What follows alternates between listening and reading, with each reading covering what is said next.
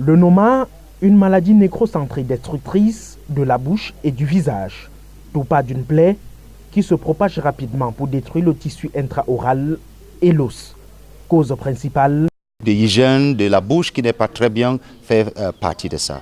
Dr Sami Oben Orok est l'un des rares Camerounais qui maîtrise le noma, qui se complique en cas de négligence. La noma a des phases, beaucoup des étapes, mais des phases, la phase aiguë et la phase chronique avec des séquelles.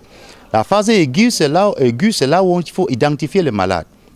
Ça veut dire qu'il faut former des gens qui puissent aller sur le terrain, identifier les malades et les traiter avec des trucs très simples. La nutrition, hydratation avec les antibiotiques. Mais la noma devient très compliquée dès que ça arrive aux phases chroniques. Et là, se complique la tâche. Selon l'Organisation mondiale de la santé, au moins 90 personnes sur 100 meurent de cette maladie. Le Cameroun ne dispose pas assez d'experts en la matière. Il faut avoir une approche multidisciplinaire dans un centre, bien équipé. Pourtant que nous, on n'a pas ça. Parce que dans ces centres, il faut avoir une intubation fibre optique.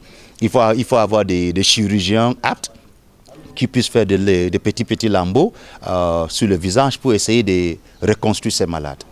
Sami Oben a suivi le jeune centrafricain Ita après son opération en Suisse. 140 000 nouveaux cas de noma sont découverts chaque année dans le monde. Une maladie qui touche essentiellement les personnes démunies.